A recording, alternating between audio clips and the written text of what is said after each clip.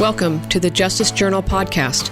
I'm Sacramento County District Attorney Anne Marie Schubert. I hope you enjoy this podcast series where we discuss important public safety issues and provide insight into who we are as an office and what we do both in the courtroom and in the community to provide the highest level of public safety through prosecution, prevention, and innovation.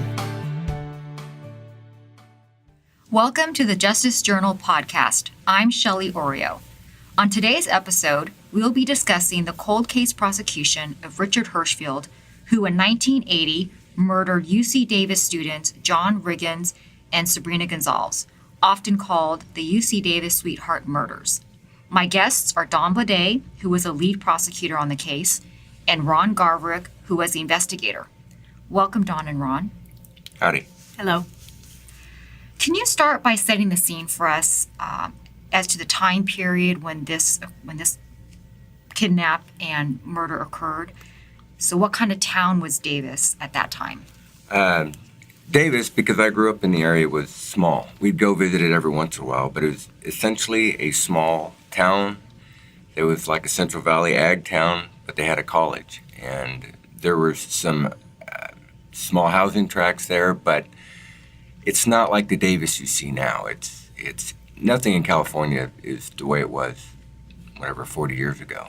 And it's changed a lot, but it was a very small, quiet community, very small. Who were John Riggins and Sabrina Gonsalves? They were two 18-year-old freshmen in college. They had their whole life ahead of them. These kids were exceptional, and I don't take that word usage lightly. They really, truly were. Each of them was very involved in community, in family, in the school, in giving back. They came from great families. They were in a relationship, but Sabrina was very innocent, and they were volunteers in multiple organizations. John played sports. John wanted to be an engineer and make artificial limbs. And Sabrina talked about working with kids with special needs because it's something she had done as a volunteer. They were just really good kids and in their first serious relationship together. Take us back to that night in 1980 when John and Sabrina were abducted. I think it for what we can all gather, timeline and so forth, they had been, again, Dawn talks about them being good kids, and they really were. And they were volunteering at a Nutcracker event at the community center in Davis. Their last scene there, they'd gone to their, it's believed they went to the house that Sabrina and her sister Andrea lived at, which was at 2025 Altaloma. And it's either there after going in and getting a few items that they get kidnapped for the most part, either leaving or somehow before they got on the road. And that's the best we can figure out. The suspect never made any statement, and of course there are no witnesses. So John and Sabrina had been seen at their apartment at about 4:30 making cookie baskets to take to the family. This was right before Christmas break. So the campus was pretty much beginning to be deserted because folks were going home for the holidays to be with their families. And John and Sabrina were getting ready to do the same thing. They had made cookies to bring to their families, and they had come back from an afternoon Nutcracker performance and were supposed to work the evening performance as well. And unbeknownst to her sister, Sabrina and her older sister Therese had planned a surprise party for Andrea's birthday that night at Therese's house, which was also in Davis. And when they didn't arrive, they were alarmed, but as Andrea says, you don't think kidnap, you think something else had happened. And John and Sabrina had talked about going to a Beatles retrospective that was playing, and they thought maybe they missed the date and had just gone to the movie instead. So it wasn't until the next day that Andrea woke up. She had seen that they had been back at the apartment because the cookies and ice cream they were supposed to take to the party was missing. And Sabrina's dog was inside and her wallet was there, but she was not there. So she went to bed, when she woke up, she realized something was wrong, and she called the police and made the missing persons report. What was the first communication they received about what might have happened to John and Sabrina? Andrea first kind of makes a report on the following day, and it started on Saturday, the 20th of December. So, like Dawn was saying, it was right before Christmas. And they actually made the first missing persons report on the 21st. And that was made in Davis. And that's when both families were alerted. They did some of their own searches. Davis PD did some searches. And then I believe it appeared on the television Sunday night locally. And back then, putting yourself back in 1980, you didn't have cable TV. You didn't have all this other stuff. You had basically 3 stations. I don't even know if Fox was up at that time. And if you wanted to watch the news, people watched the news because a lot of people stayed up a little bit later for whatever reason just to watch Johnny Carson. So when stuff was on the news, it was kind of a big deal, and a lot of people did see the fact that they were missing.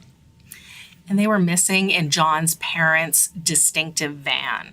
This van had a distinctive license plate, 3S Mum, and that was one of the key facts in terms of identifying sightings of the van. So this big van was missing, the kids were missing, and there was a missing persons report, and that information about the distinctive license plate and the van had gone out. And they were also canvassing the Davis area. The family was searching, everyone in the area, and law enforcement were searching for the van. It's my understanding that the van was the first thing that was located. The van was located, and of course, that's always the easiest thing to find, or van. It's harder to find a person. Cars are usually easier because they're going to be on the road. You had a distinctive license plate that helped. The searches that were first done in Davis and in the Sacramento area at that time of year, the fog gets horrible.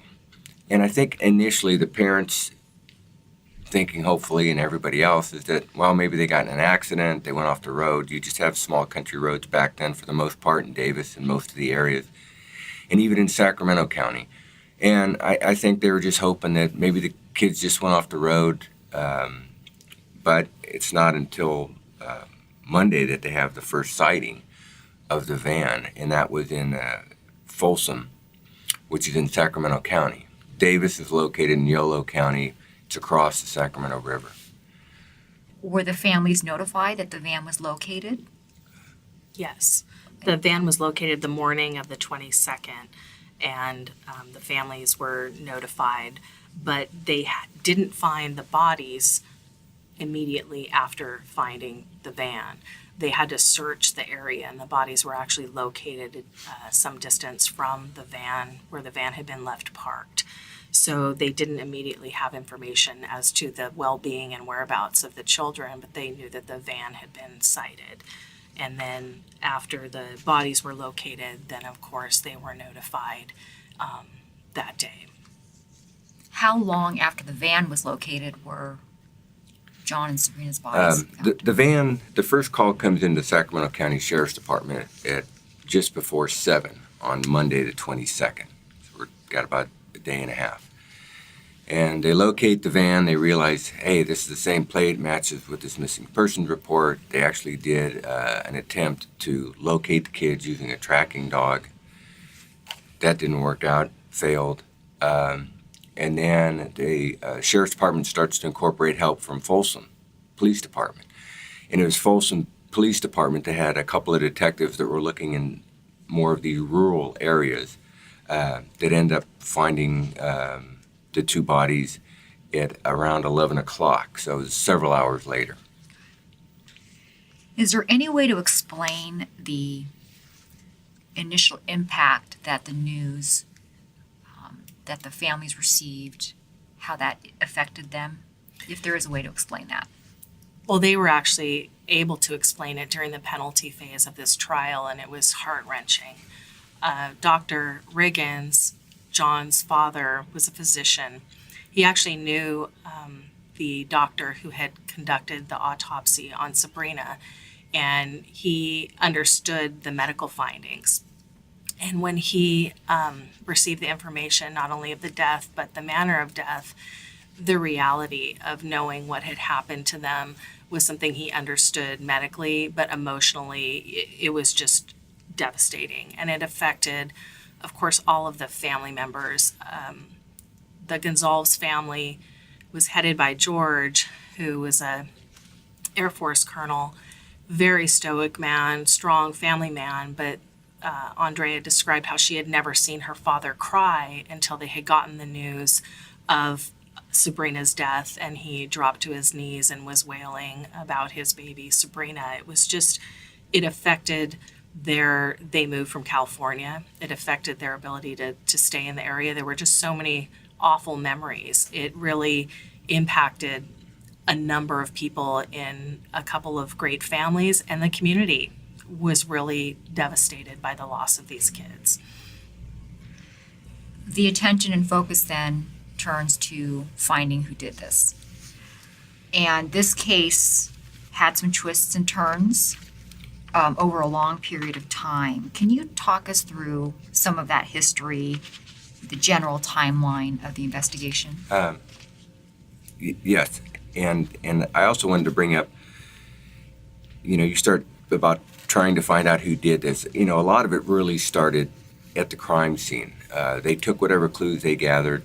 This is the first time, and it's funny because we actually got to see, and Dawn was able to present at trial, a videotape of a crime scene, of a murder scene for Sacramento County. This was 1980, and although people can't put this in terms, the video recorders they had looked like suitcases back then. And this was a muddy field, and here's this guy with a little cart that's dragging along these two suitcase-sized items, and they're able to videotape the crime scene. And that was the first time that was done in Sacramento County and a lot of places throughout the United States. So they had a crime scene. They try and put together whatever clues they had. Sacramento Sheriff's Department had I'm from there, so I'll brag a little bit, but back then, before I even got there, had a legendary bunch of detectives at work. Ray Biondi was in charge of all that. He was a lieutenant. He's worked with a couple serial killers and on investigations like that. So they had good management. They didn't have a lot of people, but they worked it as best they could. But as you begin to, the timeline as they begin to get into things, whether it goes a couple months, several months, things just started drying up. There were leads that all panned out. There were theories that panned out, and this is what always happens. You chase whatever you have, but they really got nowhere after a long period of time, and Dawn presented all this stuff at trial, and then you come to this next chapter after some dry period where one of the detectives from Davis PD again is a very small town, very small department. They had a detective that really stuck with the case, and he had some theories, and he began to follow up on some leads. Well, part of it, this all dovetails with the fact that they thought this suspect group could have been related to Richard Gallegos. There was a brother, Hunt, who was a relation to Gallegos. Gallegos was a serial killer that Ray Biondi had worked on previously. He was in custody. They got the notion that this Hunt group may have tried to do this murder because Gallego was in custody to try and cover up for his murders, several of which he was later convicted of, that were going in. And therefore, if I can bring forth this murder and recreate this murder, then it couldn't have been Gerald who did it, so kick him loose. So that was a theory that they were looking into. It was the copycat murder theory, that there's somebody out there who also murdered a couple, much like Gerald Gallegos did, and they thought it would maybe make people look away from him as a potential suspect and think there was somebody else out there doing the same thing. Yeah. So the murders happened in 1980. When was the Hunt group?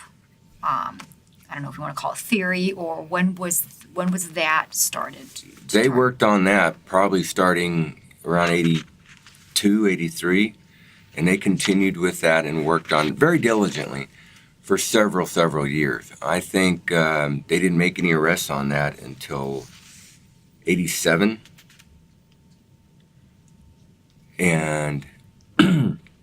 And then it finally went forward. You know, they really tried to incorporate a lot of things in that investigation. They used,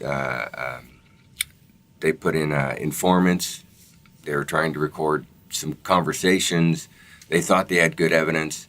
They brought the evidence to the Sacramento County District Attorney's office, and the DAs here at the time said, that's not enough. And at that time, the Sacramento Sheriff's Department was working with Davis PD on it.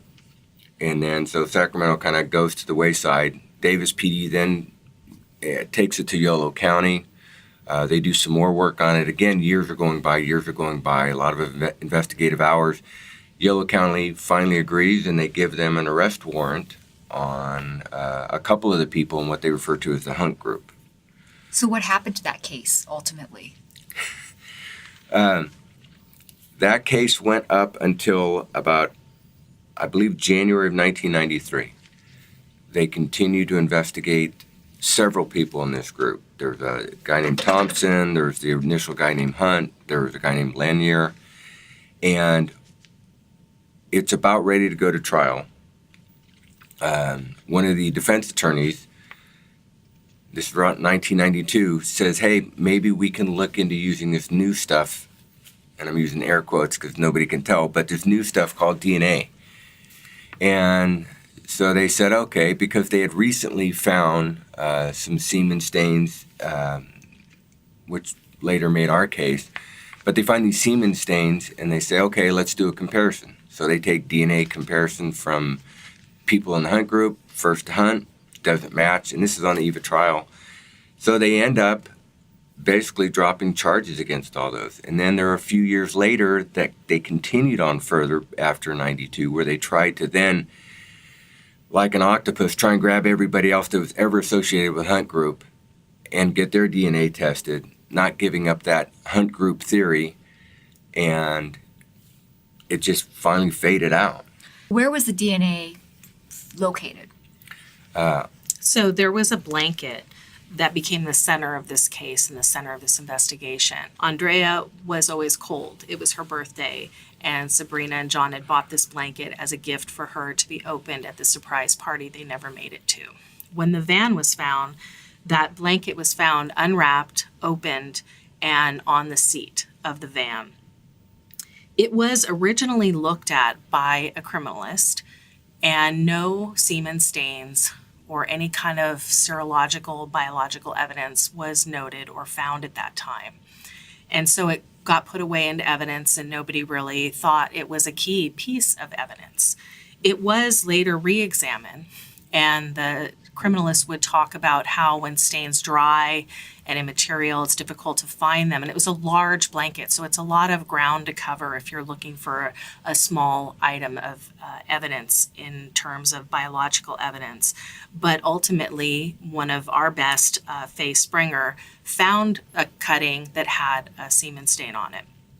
That semen stain was originally tested and really shows the development of DNA testing as it progressed through the years. This case was kind of tracking that development. There are different kinds of DNA testing. The first testing that was done is the testing that exonerated the Hunt group. These individuals were facing the death penalty in Yolo County for these murders. And it was through defense request that DNA was tested by a private lab. We didn't even have our own law enforcement lab at that time. And that stain exonerated. It was someone other than any of the members of this group. So that became critical evidence in the reason why the charges were dismissed against those people on the eve of trial.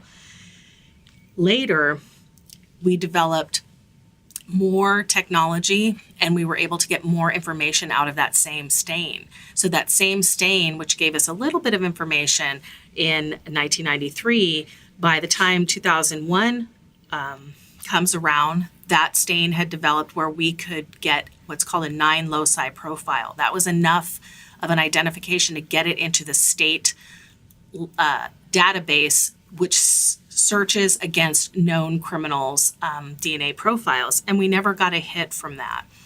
But in 2002, the DNA profile got uploaded into CODIS, which is the national data bank, and that's when we got the DNA hit to this sexual offender who was in Washington state. So that's how we got the name that ultimately led to this prosecution. We're going to stop there and pick up from the DNA hit and where the case went from that point. Thank you for listening, and I hope you enjoyed this episode. You can find all of the Justice Journal podcasts on our website at sacda.org, iTunes, Google Play, and YouTube.